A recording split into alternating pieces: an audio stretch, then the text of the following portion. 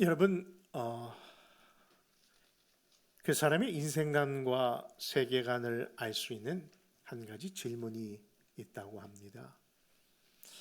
그것은 다른 것이 아니라 당신은 무엇으로 삽니까? 라는 질문 속에서 그 사람이 어떤 인생관을 갖고 어떤 세계관을 갖고 있는지 그의 답변에서 안다는 겁니다. 만약 누군가가 나는 보는 것만 믿고 삽니다 라고 말한다면 그는 분명히 보여지는 물질이 전부라고 믿는 사람이기에 그는 유물론적 사고를 갖고 있는 사람이라 할 수 있을 겁니다. 또 나는 아는 것만 믿고 삽니다. 여러분, 만약 그렇게 대답하는 사람이 있다면 그 사람은 분명 자신의 머리로 납득되고 이해되는 것만 믿는다는 그런 의미 안에서 지극히 이성주의적인 사고를 하는 사람이라 할 수 있을 겁니다. 또 어떤 분은 나는 그냥 느낌으로 삽니다. 뭔 말인가 생각하시겠지만은 오늘날 이 포스트 모더니즘 시대에는요, 정말 그런 감각적인 것으로 모든 것을 중요시 여기는 사람들도 많답니다. 그것이 사실이든 아니든 상관없이 그 진위와 상관없이 그저 느낌이 좋고 분위기만 좋으면은 얼마든지 받아들이겠다는 그런 사람들, 곧 감성주의자들을 이야기하는 말입니다. 그러므로 나는 무엇으로 사는가? 라는 질문에 우리는 나의 삶의 그 질과 그리고 태도와 방향, 아니 그 운명까지도 바라볼 수 있다는 것을 생각해 본다면 사람 무엇으로 사는가의 질문은 의미 있는 질문이라 생각됩니다. 그런 의미 있는 질문 안에서 저도 여러분들에게 한번 던져봅니다. 여러분은 무엇으로 사십니까? 여러분, 우리는 지난 몇 달 동안 계속해서 우리는 어디에서 삽니까? 라는 질문 속에 늘 말씀을 묵상해 왔습니다. 그렇습니다. 우리는 LA에서 살기도 하고 오렌지 카운티에서 살기도 하지만은 이제 나는 어디서 삽니까? 주 안에서 삽니다. 그것이 자연스러운 고백으로 나와 있는데 이제는 한 걸음 더 나아가, 그렇죠? 주 안에 사는데 무엇으로 사는지, 어떻게 살아야 되는지 그 말씀을 한번 되새겨 보자는 겁니다. 여러분, 그에 대한 답변이 아직은 서로 좀 다를까 해서 제가 이렇게 먼저 선포합니다. 무엇을 통해서? 성경 말씀을 통해서.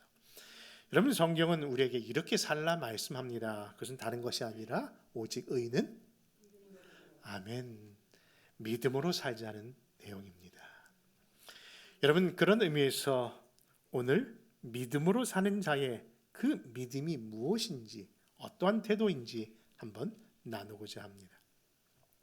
그럼 오늘 본문으로 삼은 이 마태복음 17장에는 다른 복음서와 동일한 사건과 그런 전개 방식이 있다는 것이 참 특이합니다.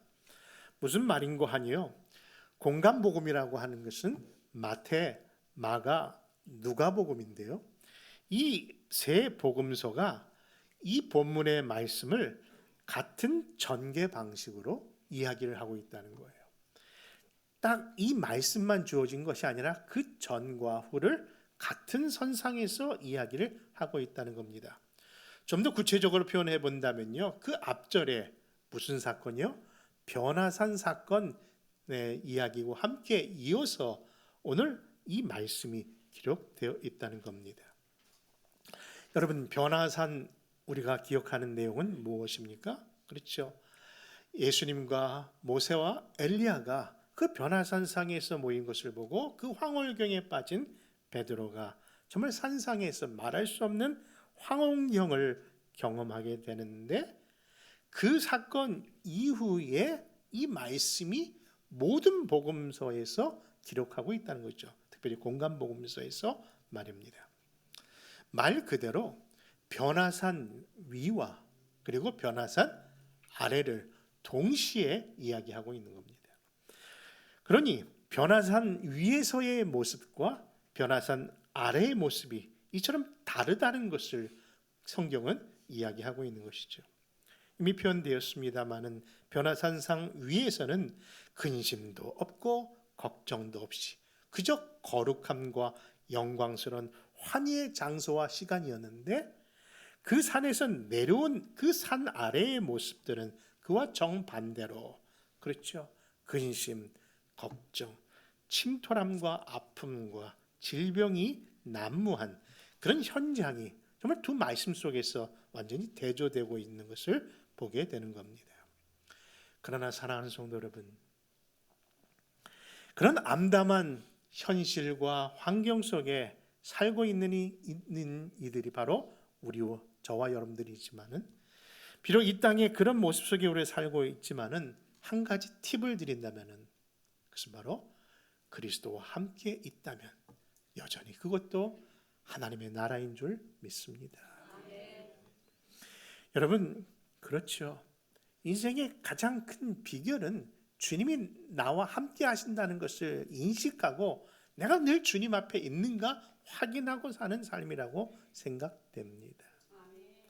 어린아이가 정신없이 놀이터에서 놀다가도 힐끗힐끗 쳐다보는 이유는 누가 있는가 확인하는 거예요?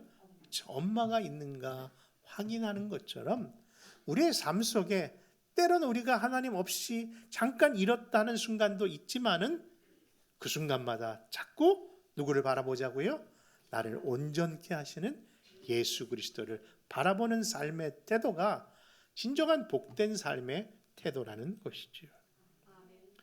여러분, 우리는 가나 혼진 잔치에서 그 연회장에 그 준비했던 연회장 주인이 생각보다 많은 인원으로 인하여 포도주가 모자랐을 때 난처한 일을 당했던 사건을 기억할 겁니다. 그런데 그때 신랑 신부가 잘한 일이 하나 있습니다. 뭘 잘했습니까? 그렇죠. 자기 생각에는 잘 준비했다 생각했는데 인생은 늘 모자람의 연속이잖아요. 그럼에도 불구하고 그가 잘한 일은 누구를 초청했다?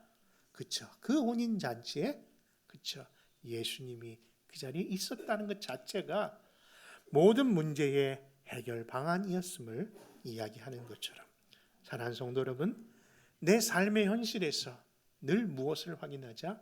내가 그리스도와 함께, 그리스도가 나와 함께 사는 동행의 삶을 늘 확인하고 그렇게 누리는 우리 모두가 되기를 바랍니다.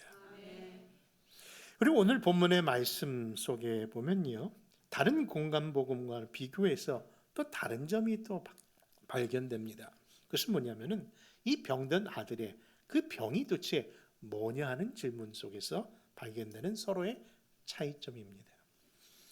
여러분, 오늘 본문으로 삼고 있는 마태복음 17장에서의 그 아이의 병은 간질병이라고 하고 있는데, 또 다른 마가복음 9장에서는 그 아이의 병을 벙어리 귀신 들린 자라고 이야기하고 있다는 겁니다. 또 누가복음에서는요, 그냥 귀신 들린 아이라고 기록하고 있어서 세 복음서가 서로 다른 이야기를 하고 있다고 보게 되는 겁니다. 그래서 그런가요? 자유주의 학자들은요, 봐라, 이것이 바로 사람이 있었다는 증거가 아니냐. 성경의 영감서를 부정하는 그들에게는요, 성경의 오류를 이야기하면서 그렇게 이야기들 합니다만, 여러분, 그것은 그렇게 어렵게 그 문제를 바라볼 필요가 없는 것은 그 아이의 병은 무엇이다? 그 세 가지를 다 표현해서 뭐라고요?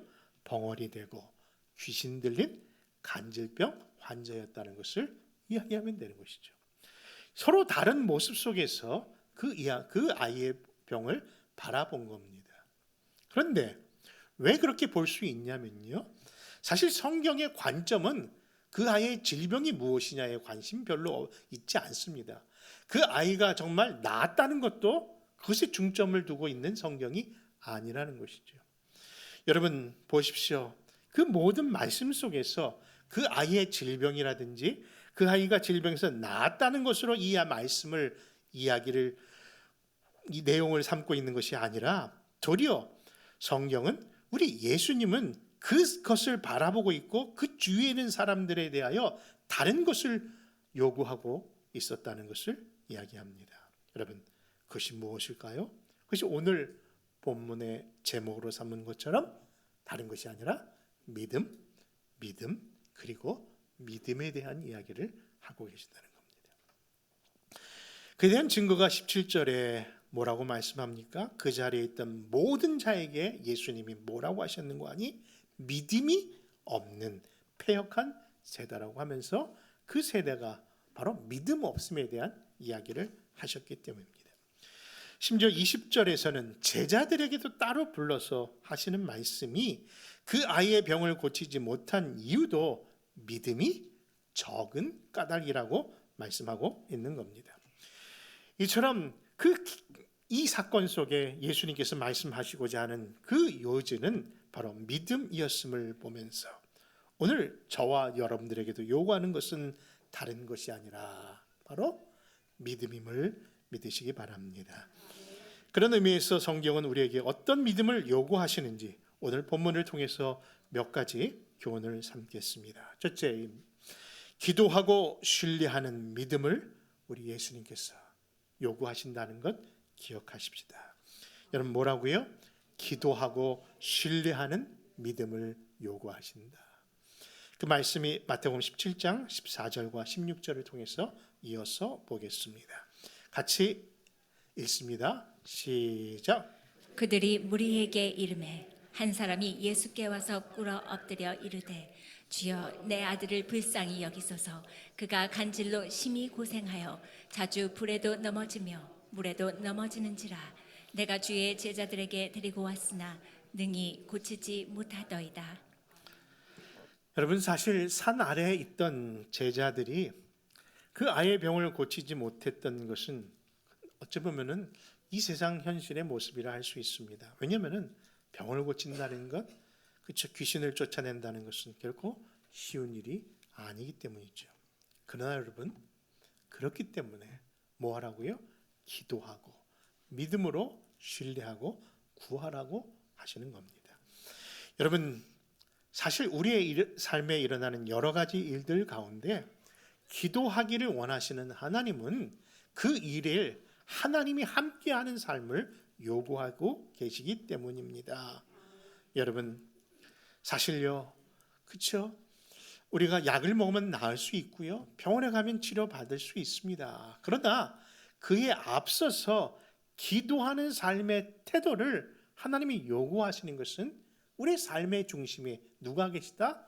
예수님이 계시다는 것을 그런 삶을 통해서 나타내는 것이죠. 여러분, 그래서 다른 것이 아니라 기도가 중요한 겁니다. 이를 증명하듯 마가복음 9장에서는 이 본문의 사건을 이렇게 이야기하십니다. 28절과 29절 같이 읽습니다. 시작. 집에 들어가심에 제자들이 조용히 묻자오되 우리는 어찌하여 능히 그 귀신을 쫓아내지 못하였나이까. 이르시되 기도 외에 다른 것으로는 이런 종류가 나갈 수 없느니라 하시니라. 여러분, 무엇 외에? 기도 외에 다른 것이 없다고 예수님께서 말씀하셨습니다. 여러분, 제가 19살 되는 해에 교회에서 전도사로 이렇게 임명을 받았습니다. 그때 신학교를 첫 들어간 해였는데, 그때 마침 교회 주일학교에 다니는 한 아이의 어머니가 위중하다는 연락을 교회를 통해서 받게 되었답니다. 마침 그때 담임 목사님은 안 계시던 시절이라 그래도 전도사인 제가 19살의 나이에 그곳을 대신해 목사님을 대신해서 신방을 가야 했는데, 그때 마침 교회 근처에 사시는 권사님이 동행해 주셔서 그 병환 신방을 하게 되었답니다. 안양시 비산동 산골짜기의 단칸방에 들어갔던 기억이 납니다.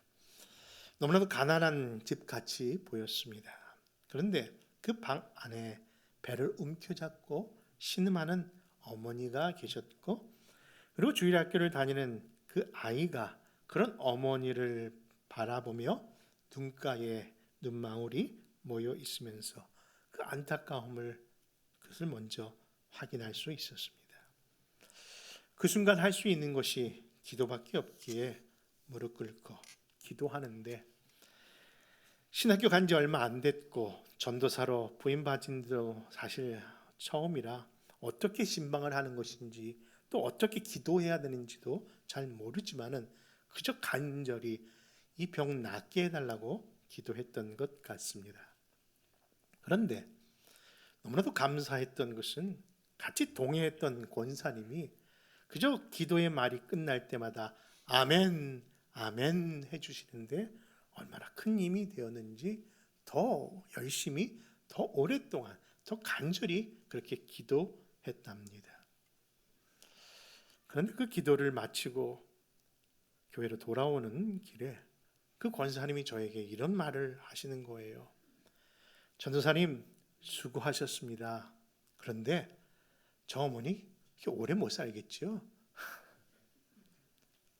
아니 조금 전까만 해도 믿습니다, 믿습니다, 아멘 하면서 나을 줄 믿습니다, 그렇게 아멘 하셨던 분이었는데 지금 무슨 말씀을 하시는가 너무 놀랐습니다. 그때 알았습니다. 얼마든지 믿음 없이 기도 소리는 낼 수 있구나. 우리의 기도가 그런 기도는 정말 부끄러운 기도가 맞구나. 여러분, 하나님이 우리의 기도 가운데 정말 진실되게 믿는 기도를 원하신다는 것을 생각하게 된 겁니다. 그래서 그 일로 집으로 돌아갈 수가 없어서 교회당으로 올라갔고 그 아이와 그리고 그 어머니를 위해서 계속해서 기도하며 이렇게 기도했던 것 같습니다. 주님, 저는 부족하지만 주님의 말씀 가운데 겨자씨만한 믿음만 있으면 저 산을 옮긴다고 하셨사오니 저에게 겨자씨만한 믿음을 통해서 저 어머니와 아이의 그 문제를 그리고 그 병을 고쳐 주소서. 여러분, 그렇게 간절히 기도했던 나날들 이후에 정말 하나님께서 그 기도를 들어주시고 정말 그 산을 옮겨 주셨습니다. 여러분, 저희 아이들이 어렸을 때 일인데요, 음식을 뭘 잘못 먹었는지 온몸에 둘 다 두드러기가 나기 시작했습니다. 병원도 약국도 문을 닫아 어쩔 수 없는 새벽 시간에 갑자기 하나님의 말씀이 떠오르는 겁니다. 야고보서 5장 14절에 보니까 너희 중에 병든 자가 있느냐? 저는 교회 장로들을 정할 것이요 그들은 주의 이름으로 기름을 바르고 위하여 기도하라고 하신 말씀이 생각나면서 당연히 제가 기도하면 되겠지 하는데 오늘은 특별히 기름을 발라 기도해야 되겠다 하면서 찬장을 뒤져보니까 하필이 성경에서 말하는 그 기름이 감람류, 올리브유인데 아무리 집에 올리브유는 없고 참기름과 들기름과 식용유가 있는데 그래도 그냥 식용유를 찍어서 머리에 묻히고 기도했답니다. 야고보서 5장 15절의 말씀을 따라 믿음의 기도는 병든 자를 구원하리니 주께서 저를 일으키시리라고요. 여러분, 제가 기도해서 어떤 나았다는 얘기를 드리는 것이 아니라 믿음의 사람은 무슨 일을 만나든지 주님의 말씀을 따라 순전한 마음으로 기도하는 것이 바람직하다는 이야기를 드리는 겁니다. 여러분, 오 할러스비라고 하는 그 저자의 기도라는 책이 있는데요, 그 책에서 그리스도인들의 기도가 점점 힘을 잃어버리는 이유를 다음과 같이 이야기합니다. 그것은 다른 것이 아니라 어느 순간부터 우리 스스로가 예수님의 이름의 능력을 자꾸 잊고 사는 것 같다. 여러분, 무슨 얘기입니까? 나름대로 기도한다고 하고 나름대로 믿는다고 하는데 점점 우리에게 확실하게 주신 예수 그리스도의 이름의 능력을 믿지 않고 다른 것을 더 의지하는 법을 따라가는 삶을 살고 있다는 것이죠. 여러분, 예수님의 이름의 능력 다시 한번 의심하지 말고 믿음으로 삶의 태도를 바꾸어 보십시오. 하나님이 그렇게 멀리 있는 하나님이 아니라 그 살아계신 하나님이 나와 함께 하시는 것을 분명히 목도하실 겁니다.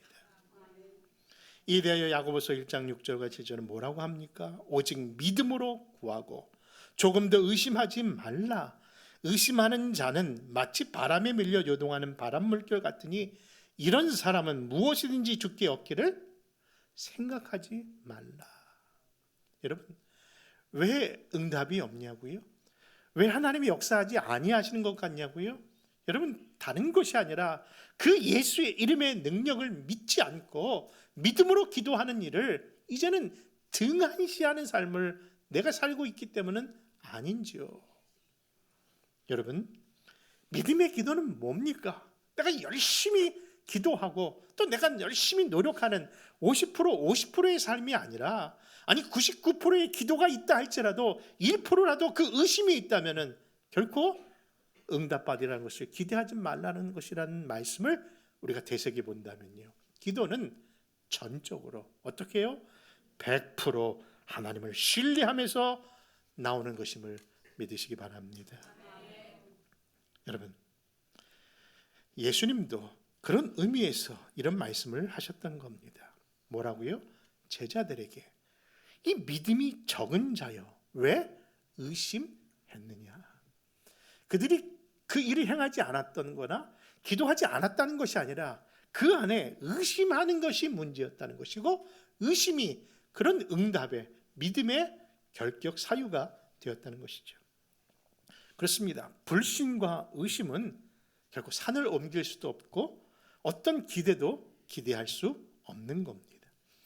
여러분, 오늘 본문으로 삼고 있는 그 마태복음 우리 17장 17절에 보면요, 믿음이 없고 패역한 세대라고 하는 표현이 있는데요, 믿음이 없고 패역한 세대, 이것은 구약에 자주 사용된 그런 표현 중에 하나입니다. 특별히 헤오스포테라는 단어로서 항상 얼마나, 언제까지라는 탄식과 함께 나타난 표현입니다.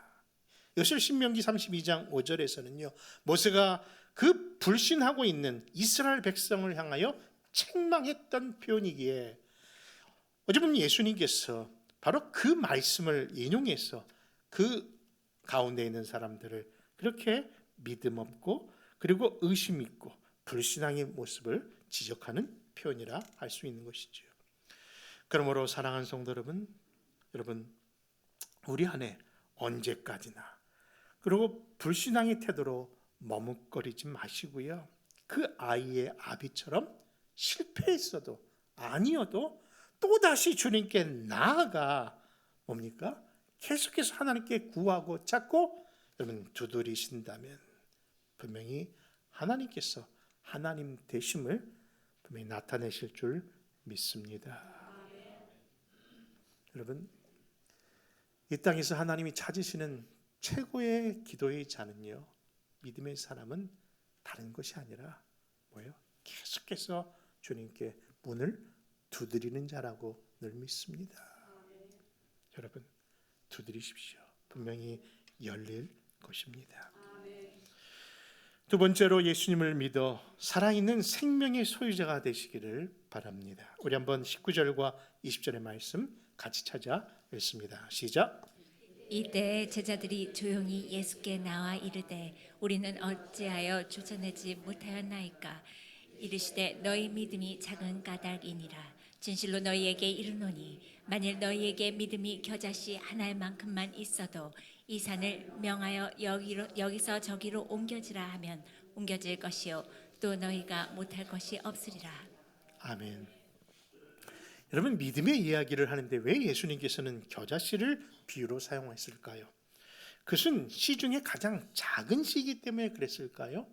여러분, 사실 이 씨는요, 이 겨자씨는 땅에 심어져서 자라나면요, 새들도 그렇게 깃들 정도로 커지는 특별한 씨라 합니다.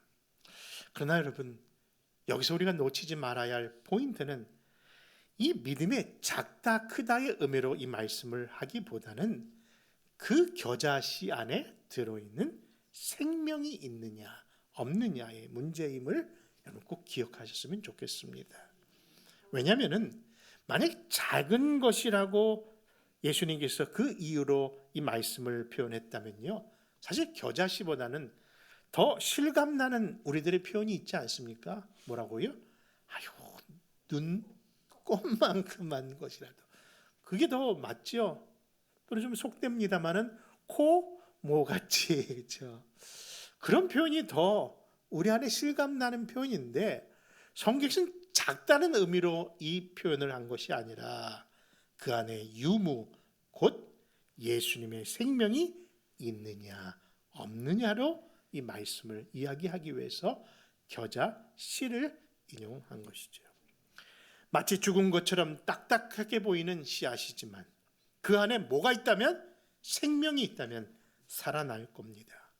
결국 그 생명의 씨이신 예수님을 통하여 우리는 과거에 죽었던 자였는데 예수님을 영접하는 순간 그 예수님의 생명을 얻었고 이제 다시 태어나 영원한 하나님의 나라까지 받는 영생을 누리니 그 생명의 씨는 이처럼 중요하다 하겠습니다.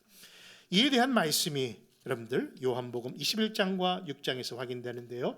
같이 한번 읽겠습니다. 시작. 오직 이것을 기록함은 너희로 예수께서 하나님의 아들 그리스도이심을 믿게 하려 하며 또 너희로 믿고 그 이름을 힘입어 생명을 얻게 하려 함이라. 나는 하늘로서 내려온 산떡이니 사람이 이 떡을 먹으면 영생하리라. 나의 줄 떡은 곧 세상의 생명을 위한 내 살이로라 하시니라. 아멘. 여러분, 몇 년 전 세계 고고학계를 흥분시킨 사건이 있지 않았습니까? 이집트의 한 무덤에서 원형이 거의 훼손되지 않은 3,000년 된 미라가 발견되는데 그 미라의 손에 뭐가 있었다고요?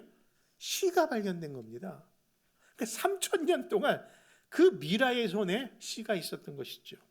학자들은 과연 그 오래된 씨에게 생명력이 있겠는가 논쟁을 벌였는데 그 씨를 진짜 심어본 결과가 나왔답니다.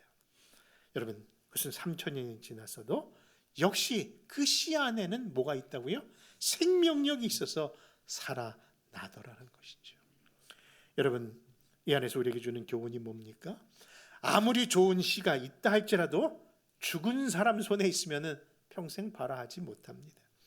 또한 아무리 오래된 것이라도 살아있는 생명력이 있다면 그 씨는 반드시 살아나서 싹이 되고 자라나게 한다는 것을 기억하자는 겁니다. 그러므로 우리 모두 그 생명의 씨 대신 그 예수님을 믿는 이 삶이 가장 복되고 안전하며 영원하다는 사실을 믿고 여러분 늘 주와 동행하시는 저와 여러분 되기를 바랍니다. 마지막으로 그분의 약속을 끝까지 신뢰하며 인내로서 기다리시기를 바랍니다. 여러분 시편 27편 13절과 14절의 말씀 같이 한번 읽습니다. 시작. 내가 산 자들의 땅에서 여호와의 선하심을 보게 될 줄 확실히 믿었도다. 너는 여호와를 기다릴지어다. 강하고 담대하며 여호와를 기다릴지어다. 여러분 이 시를 쓰고 있는 다윗은요, 비탄의 환경 속에서 그렇게 하나님을 바라보는 시입니다. 그런데 그 하나님을 바라보면서 계속해서 다짐하는 게 있어요. 어떤 하나님? 크신 하나님, 위대하신 하나님, 나와 함께 하신 하나님을 자랑하면서 찬양을 하는 겁니다. 그런데 그렇게 주님을 신뢰하는 순간에 자신의 마음속에서 새 힘이 들더라는 간증인 거예요. 여러분 로봇 다리 김세진이라는 유명한 수영 선수가 있습니다. 여러분 나중에 한번 찾아보십시오. 로봇 다리 김세진. 그는 태어날 때요, 오른쪽 무릎 아래와 역시 왼쪽 무릎 아래가 여러분 없이 태어난 아들입니다.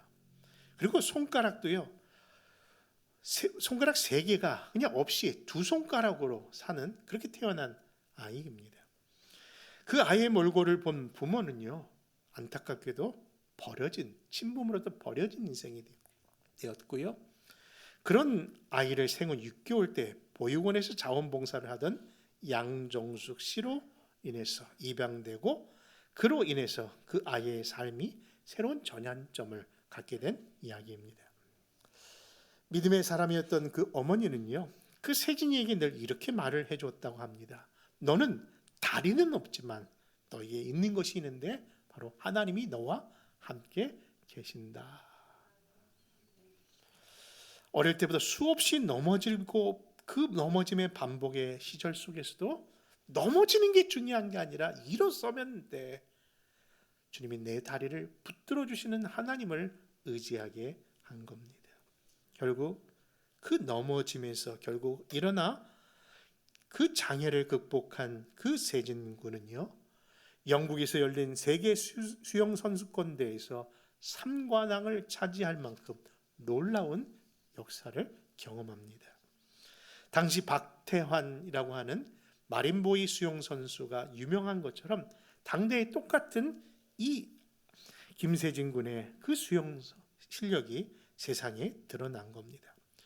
그는 뿐만 아니라 독학으로 성균관 대학을 전액 장학금을 받으며 공부를 마쳤고요. 지금은 유엔 기구에 입사를 준비할 정도로 그렇게 세상에서 뛰어난 인물로 성장하게 된 겁니다. 근데 여러분, 사실 그 일이 있기까지 그 세진 형제나 그를 바라보는 어머니의 그 숱한 눈물과 고통의 나날들은 분명히 있었을 겁니다. 그러나 그런 고통과 역경의 순간 속에서도 한 가지 놓치지 않았던 것은 반드시 하나님께서 끝까지 우리와 함께 하신다는 그 약속에 대한 신뢰를 잃지 않았다는 겁니다. 여러분, 분명히 이 아들은 나에게 주신 최고의 선물임을 믿으면서 말입니다. 여러분, Your God is too small 이라고 하는 책자가 있는데 너희 하나님은 왜 이렇게 작냐라는 그런 책입니다. 제목의 책입니다. 그 책에서 내 인생의 크기는 내가 믿는 하나님의 크기에 따라 결정된다는 이야기를 합니다. 여러분, 그 말에 공감하신다면 여러분들은 어떤 하나님을 지금 어떤 크기의 하나님을 믿고 계십니까? 여러분, 서두에 이런 말씀을 드렸습니다. 당신은 무엇으로 삽니까? 여러분, 무엇으로 산다는 것은 하나님을 바라보되 어떤 하나님, 크신 하나님을 바라보며 살자는 말씀을 이어가는 겁니다. 비록 내 환경에서 내 지금 삶의 조건이 좋지 않다 할지라도 그 환경과 조건을 바라보는 삶이 아니라 내가 바라보는 그 하나님은 어떤 하나님? 크신 하나님인 줄 믿고 그 하나님께 내 인생의 방향을 맡기자는 것이죠. 여러분, 다윗을 보십시오. 양치기 목동인 그 가정, 막내로 태어나서 그에게 지어진 것은 작은 물맷돌 뿐이었고 막대기 하나뿐이었습니다. 그런데 그는 늘 그 안에, 내 안에 이런 하나님을 품으면서 기도했다고 합니다. 그가 품었던 기도는 이러합니다. 역대상 29장 11절과 12절 말씀을 읽고 말씀을 정리합니다. 같이 읽습니다. 시작. 여호와여, 위대하심과 권능과 영광과 승리와 위엄이 다 주께 속하였사오니 천지에 있는 것이 다 주의 것이로소이다. 여호와여, 주권도 주께 속하였사오니 주는 높으사 만물의 머리이심이니이다. 부와 기가 주께로 말미암고 또 주는 만물의 주제가 되사 손에 권세와 능력이 있사오니 모든 사람을 크게 하심과 강하게 하심이 주의 손에 있나이다. 이처럼 목동 다윗은 자신의 입으로 고백하는 그 주님을 이렇게 크게 찬양하고 노래했는데 그 크신 하나님이 결국 그 입술의 주인공인 다윗을 또 크게 세우시더라는 겁니다. 그러므로 사랑하는 성도 여러분, 우리도 그 어떠한 환경과 역경 속에서도 그 자체를 겁내거나 두려워하지 말고 그 크신 하나님이 나의 하나님인 것을 고백하며, 여러분, 우리는 어떻게 살자? 믿음으로 사는 저와 여러분 되시기를 주님의 이름으로 축원드립니다. 기도하겠습니다. 아버지 하나님, 주님의 크신 그 은혜와 역사와 믿음을 바라보며 아버지 하나님 주님께 나아갑니다. 아버지 하나님, 우리와 함께하여 주시옵시고 우리 안에 아버지 하나님 보여지는 세상 것에 마음 뺏기지 아니하고 오직 나를 온전케 하시는 주님 안에 사는 믿음의 사람으로 인도하여 주옵소서. 주님의 약속을 붙잡고 나아가는 귀한 성도들의 삶의 현장에 오늘도 여전없이 하나님 함께 하시는 주님을 바라보며 승리케 하옵소서. 예수님의 이름으로 기도합니다.